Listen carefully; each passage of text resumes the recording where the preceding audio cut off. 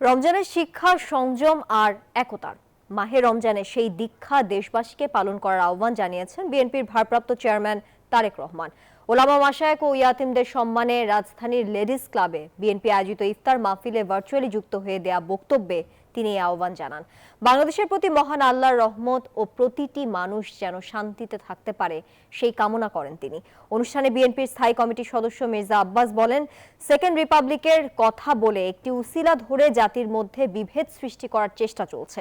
অনুষ্ঠানে সভাপতিত্ব করেন বিএনপির স্থায়ী কমিটির সদস্য ডক্টর খন্দকার মোশাররফ হোসেন।